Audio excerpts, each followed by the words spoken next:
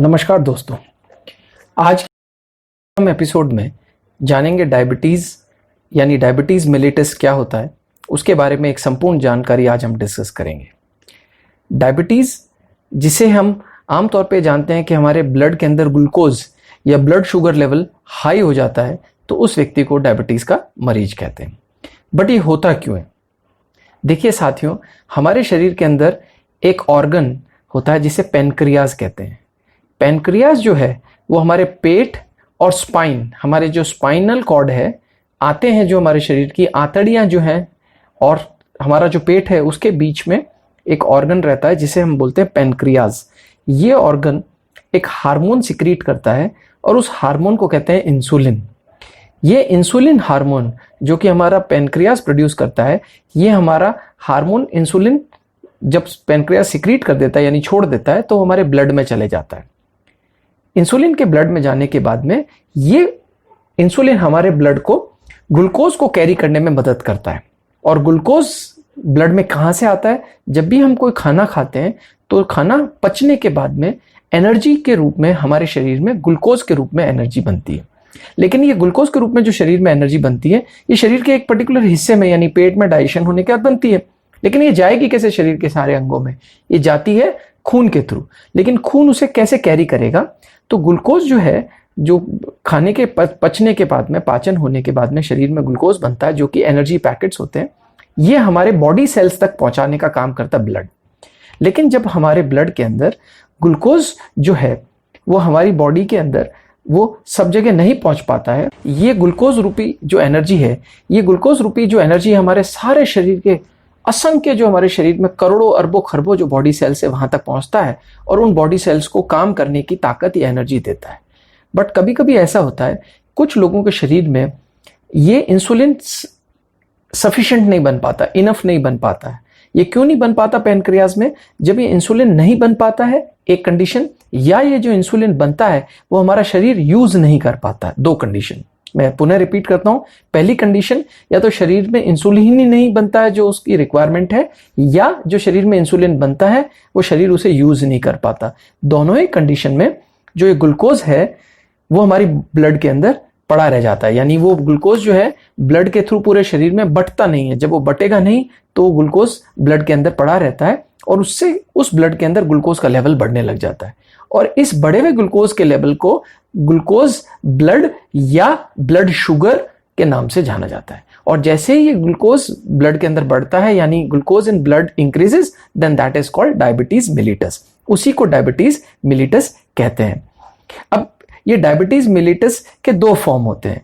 पहला होता है प्री डायबिटिक स्टेज और दूसरा होता है डायबिटिक स्टेज। तो आइए हम समझते हैं प्री डायबिटिक स्टेज क्या है। प्री का मतलब होता है बिफोर, डायबिटिक होने से पहले का समय कहलाता है pre diabetic stage. Pre diabetic stage क्या होता है साथियों, अब इसे हम समझते हैं। When the amount of glucose हमारे ब्लड के अंदर नॉर्मल से थोड़ा सा ज्यादा होता है बट बहुत ज्यादा हाई नहीं होता, तो उसको हम प्री डायबिटिक स्टेज कहते हैं। यानी उसमें ब्लड के अंदर शुगर इतना नहीं है कि वो अत्यधिक हो जाए और डायबिटिक कहलाए व्यक्ति, बट नॉर्मल स्टेज से थोड़ा ज्यादा हो जाता है। तो जैसे ही नॉर्मल स्टेज से थोड़ा ज्यादा शुगर रहता है तो उसे pre diabetic stage of the patient या pre diabetic stage of the person के नाम से पुकारा जाता है। जैसे कि हम प्री डायबिटीज के बारे में बात कर रहे थे, तो जितने भी प्री डायबिटिक लोग होते हैं उनके साथ एक समस्या और रहती है कि प्री डायबिटिक स्टेज का जो पेशेंट है उसका एक पर्टिकुलर वैरायटी होती है, उसे कहते हैं टाइप 2 डायबिटीज। उसका मरीज बनने की चांसेस बहुत ज़्यादा हाई हो जाते हैं। अभी हम आगे डिस्कस करेंगे टाइप ऑफ डायबिटीज़। तो आप बस यहाँ पे ये चीज़ ध्यान रखिएगा, ये समझिएगा कि जो प्री डायबिटिक होते हैं यानी जिनकी शरीर के अंदर धीरे धीरे ब्लड शुगर लेवल नॉर्मल से अधिक हो गया है, वो टाइप 1 के बजाय टाइप 2 डायबिटिक होने के चांसेस उनके ज़्यादा हो जाते हैं। और टाइप 2 डायबिटिक जो होता है उनको हार्ट डिजीज़, कार्डियोवैस्कुलर डिजीज़ या हार्ट स्ट्रोक, हार्ट अटैक होने के चांसेस नॉर्मल व्यक्ति के मुकाबले बहुत ज़्यादा होते हैं। और प्री डायबिटिक लोगों की निशानी ये होती है, उनके सिम्टम ये होते हैं कि उनका एकदम से वजन गिरता है, वेट लॉस होने लग जाता है, थोड़ी सी फिजिकल एक्टिविटी करते ही उनको परेशानी आने लग जाती है।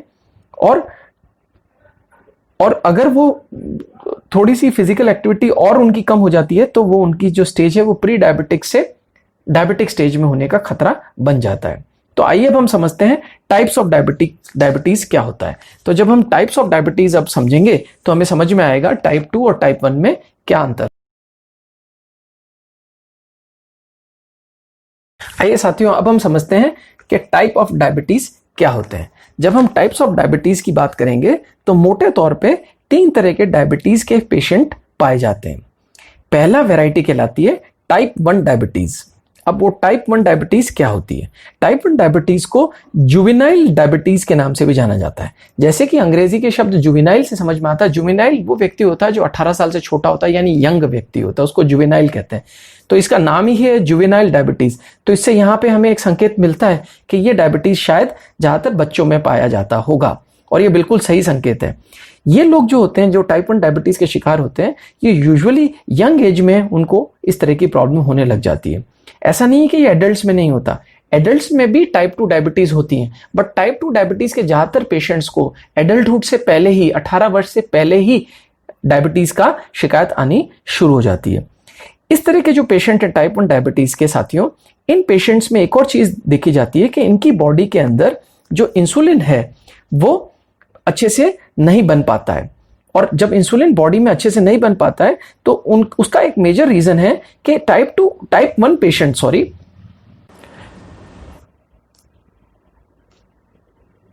हाँ, हम चर्चा कर रहे थे कि टाइप 1 डिजीज के पेशेंट के साथ क्या होता है। टाइप 1 डिजीज के जो पेशेंट्स होते हैं उनके शरीर में इंसुलिन जो है वो नहीं बन पाता है। उसका क्या कारण है? इंसुलिन क्यों नहीं बन पाता है?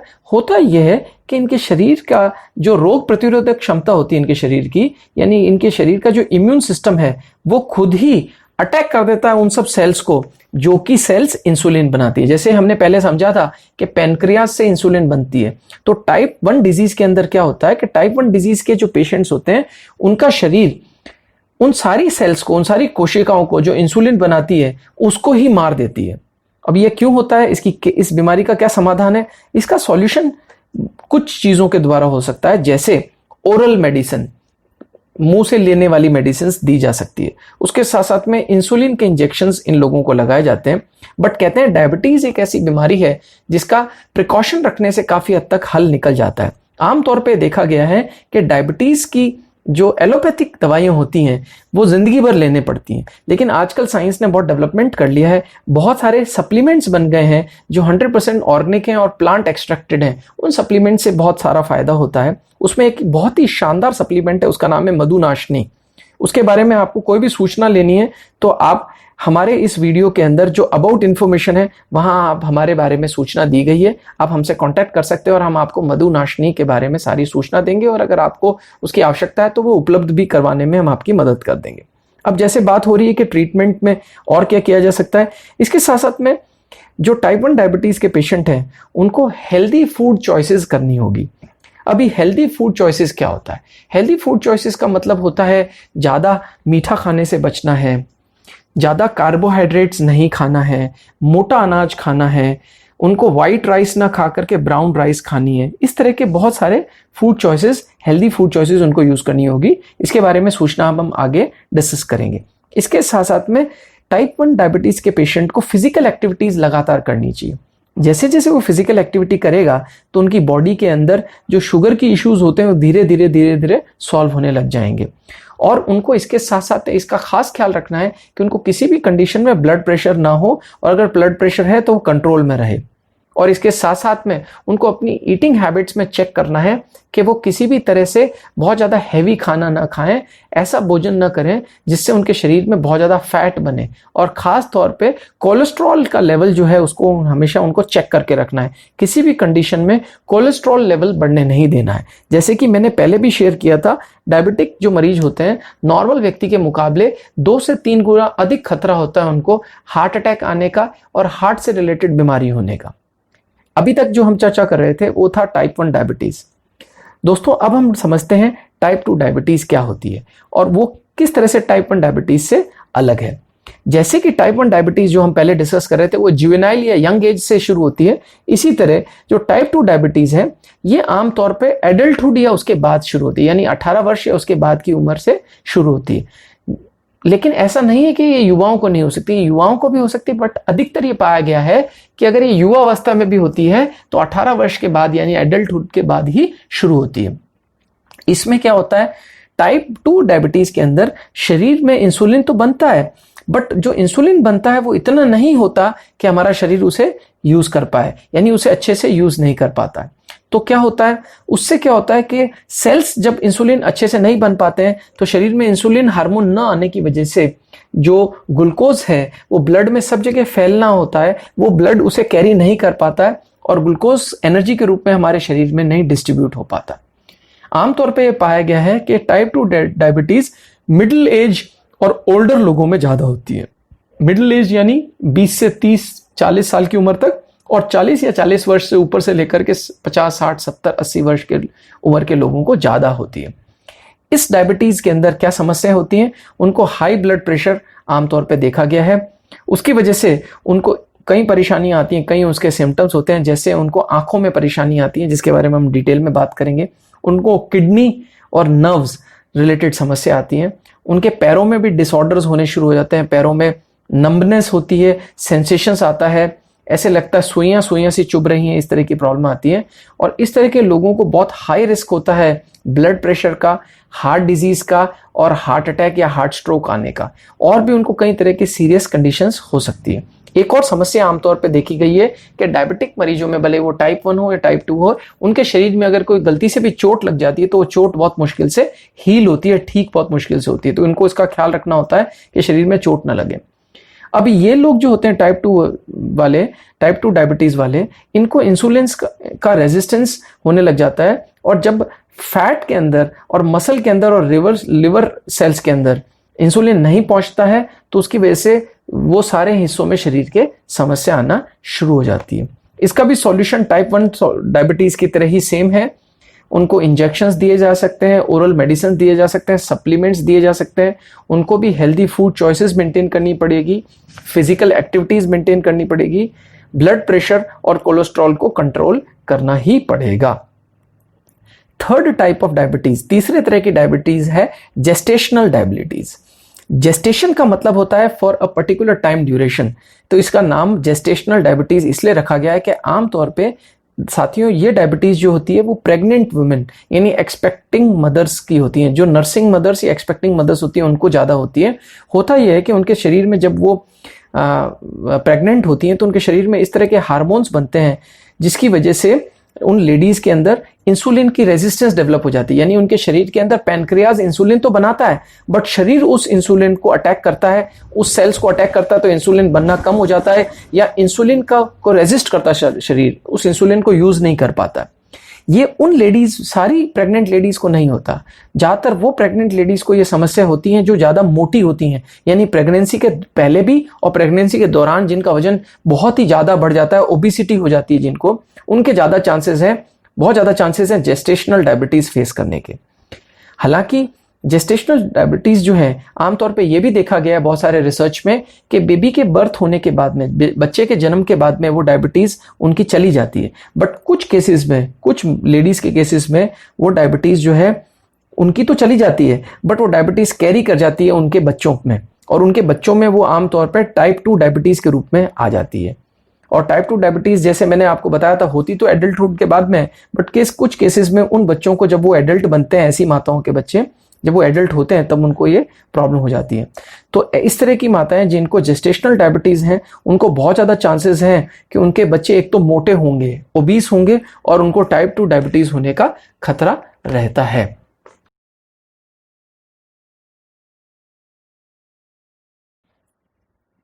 आइए दोस्तों, अब हमने अभी तक समझा था डायबिटीज क्या होता है, प्री डायबिटीज क्या होता है, और डायबिटीज के प्रकार क्या होते हैं, टाइप्स ऑफ डायबिटीज क्या होता है, और हमने जाना था कि उसमें क्या क्या समस्या आते हैं, किस किस तरह के सिम्टम्स होते हैं, और उसका क्या आमतौर पे कॉमन उसके सॉल्यूशंस या ट्रीटमेंट्स क्या होते हैं, क्या क्या चीज़ें उनको उनके शरीर में होती हैं जिसका उन्हें ध्यान रखना है, और उसका क्या क्या ट्रीटमेंट रहता है। अब हम स्पेसिफिकली सिम्टम्स की बात करेंगे कि जिन्हें भी डायबिटीज़ है, कोई भी फॉर्म ऑफ डायबिटीज़ है, भले वो टाइप 1 है, टाइप 2 है या जेस्टेशनल डायबिटीज़ है, आमतौर पे कुछ कॉमन सिम्टम्स होते हैं तीनों ही में। सबसे बेसिक और फ्रीक्वेंट जो सिम्टम्स है वो है बार बार पेशाब आना, यानी फ्रीक्वेंट यूरिनेशन, जल्दी जल्दी पेशाब आना, बार बार पेशाब आने का सेंसेशन होना। दूसरा, प्यास बहुत लगना, अत्यधिक प्यास लगना, बार बार पानी पीने की इच्छा होना। जल्दी जल्दी से भूख लगना भी एक तीसरा बहुत महत्वपूर्ण कारण है। जो डायबिटिक लोग होते हैं उनको एक पर्टिकुलर टाइम पे अगर खाना नहीं मिले तो उनकी हालत बहुत ज़्यादा खराब हो जाती है, शरीर में बिल्कुल ताकत नहीं रह पाती है, उनको भूख बहुत जल्दी जल्दी लगती है। इसके साथ साथ में शरीर में हमेशा कमजोरी महसूस होती है। आप पाएंगे कि जो लोग डायबिटिक लोग हैं, अगर उन्हें राइट टाइम पे खाना नहीं मिले तो वो बहुत ही ज़्यादा कमज़ोर महसूस करते हैं और वैसे भी उनका शरीर में कमज़ोरी हो जाती है। इसके साथ साथ में पांचवा जो सिम्टम्स हम आमतौर पर देखते हैं वो है वेट लॉस हो जाना। जो डायबिटिक पेशेंट्स होते हैं उनका वजन तेजी से गिरता है। एक बहुत ही महत्वपूर्ण और इम्पॉर्टेंट सिम्टम है वो है ब्लर्ड विजन, यानी उनको जो चीज़ें हैं स्पष्ट नहीं दिखती हैं, हल्की हल्की सी हिलती हुई सी या थोड़ी धुंधली सी दिखती हैं। इसको हम आमतौर पे इंग्लिश में मेडिकल लैंग्वेज में बोलते हैं ब्लर्ड विजन, यानी हिलते हुए से दिखना, स्पष्ट नजर ना आना। एक और सिम्टम है नोजिया। नोजिया का मतलब होता है जी मचलाना या वॉमिटिंग होना, उल्टी आना बार बार। ये एक क्लियर सिम्टम्स है कि व्यक्ति को डायबिटीज की शिकायत हो सकती है। इसके साथ साथ ये पाया गया है कि जो भी डायबिटीज के पेशेंट होते हैं उनको टिंगलिंग इफेक्ट्स होता है हाथों में या पैरों में। हाथों में झंझनाहट होती है और पैरों में भी झंझनाहट होती है, या कुछ सुई सुई सी चुभने की सेंसेशन आती है, सेंसेशन होती है, झंझन सी सेंसेशन आती है हाथों में और पैरों में, पैर के सोल में। आखिरी एक सिम्टम बहुत कॉमनली पाया गया है वो है कि उनके शरीर में किसी भी तरह की कभी भी चोट लग जाती है तो उसका हीलिंग जो है वो बहुत ज़्यादा स्लो हो जाता है। उनको हीलिंग में बहुत ज़्यादा शरीर में टाइम लगता है और हीलिंग स्लो होने की वजह से उनको परेशानी होने लग जाती है। इसके साथ साथ में देखा गया है कि वो बहुत नींद भी महसूस करते हैं, नींद बहुत आती है, बहुत स्लीपी महसूस करते हैं, उनको बड़ी परेशानी आती है। और ये देखा गया है लेडीज में भी और जेंट्स में भी, सेक्सुअल ऑर्गन्स में भी उनको कई तरह के इन्फेक्शंस होते हैं, उनको सेक्सुअल ऑर्गन्स में भी इन्फेक्शंस आते हैं। अगर इनमें से कुछ या ज़्यादातर सिम्टम्स अगर आप में हैं तो आप फौरन अपना ब्लड शुगर लेवल चेक कराइए और इसे बहुत सीरियसली लीजिए, क्योंकि डायबिटीज़ एक ऐसी बीमारी है अगर उसका ध्यान नहीं रखा जाए तो ये एक लाइफस्टाइल डिजीज़ इतना परेशान कर देता है व्यक्ति को कि हमें स्वस्थ रहने में बड़ी समस्या आती है। लेकिन उसके साथ ही एक खूबसूरत बात यह है कि डायबिटिक्स को घबराने की कोई ज़रूरत नहीं है, उनको बहुत सारी छोटी छोटी चीज़ों का ध्यान रखना होगा, उसकी मदद से वो ठीक हो सकते हैं। जैसे मैंने शेयर किया, खाने में बहुत डिसिप्लिन मेंटेन करना है, उनको एक रेगुलरली अपनी डेली डायरी मेंटेन करनी है, वो कब खाना खाते हैं कि वो एक फिक्स टाइम पे ही खाना खाएं, उस साइकिल को मेंटेन करें, अच्छी बढ़िया नींद लें, साउंड स्लीप लें, ब्लड प्रेशर को कंट्रोल में रखें, हैवी फूड नहीं खाना है, ज़्यादा रिच फूड नहीं खाना है, लाइट खाना खाना है। खास ख्याल रखें कि वो बहुत ज़्यादा सैलेड्स का प्रयोग करें, फ्रूट्स एंड वेजिटेबल सैलेड्स खाएं। कोशिश करें कि ब्रेकफास्ट हैवी लें, लंच कंपैरेटिवली उससे कम हैवी, और डिनर तो बहुत ही लाइट लें। कोशिश करें ओट्स, दलिया, इस तरह की चीज़ों का काफ़ी प्रयोग करें। अनाज में भी कोशिश करें 2-3 तरह के अनाज मिक्स करें, मल्टीग्रेन व्हीट का इस्तेमाल करें, सिंपल गेहूं की चपाती खाने के बजाय मल्टीग्रेन चपाती इसका सेवन करें, वाइट राइस का प्रयोग न करें, ब्राउन राइस का प्रयोग करें। इस तरह की बहुत सारी छोटी छोटी चीज़ों का ध्यान रखेंगे तो बहुत ही जल्द उनकी ब्लड शुगर लेवल कंट्रोल हो जाएगी। और अगर प्रॉपर सपोर्ट लें, राइट टाइप ऑफ सप्लीमेंट्स लें, जैसे कि मैंने शुरुआत में भी बोला था मधुनाशनी, आप उसके बारे में मेरे से आप जान सकते हैं। मेरे वीडियो के अंदर पूरी सूचना दी गई है, मेरा फ़ोन नंबर है और मेरा ईमेल आईडी है, आप मुझसे बात कर सकते हैं। मैं आपकी इसमें मदद करने की पूरी कोशिश करूंगा। मैंने बहुत सारे लोगों को इसमें मदद की है और उनकी प्री डायबिटिक स्टेज से वो बिल्कुल ठीक हुए हैं, और बहुत सारे लोग जो डायबिटीज़ के शिकार थे उनकी डायबिटीज़ ऑलमोस्ट अब नेग्लिजिबल है, पूरी 100% कंट्रोल में है, उनकी ब्लड शुगर लेवल अब शूट नहीं करती, बढ़ती नहीं है, यानी अब वो भूल ही गए कि कभी उनको डायबिटीज़ भी थी। लेकिन ये सब मैजिक नहीं है, एक प्रॉपर तरीके से सिस्टम राइट गाइडेंस के साथ में, एक वेलनेस एंड न्यूट्रिशनल कंसल्टेंट की गाइडेंस से, राइट सप्लीमेंटेशन से आपको इसमें फ़ायदा ज़रूर होगा। तो आई होप ये वीडियो आपको अच्छा लगा होगा। अगर ये आपको वीडियो अच्छा लगा है तो हमारे इस वीडियो के नीचे कमेंट बॉक्स में कमेंट कीजिएगा, हमारे वीडियो को लाइक कीजिएगा, शेयर कीजिएगा अपने दोस्तों और साथियों के साथ में, ताकि ज़्यादा से ज़्यादा लोगों को डायबिटीज़ के बारे में सही सूचना मिले और वो इस तरह की बीमारी से अपने आप को बचा सके। Thank you very much. It was nice talking to you. Have a great time ahead. Stay healthy. Bye-bye.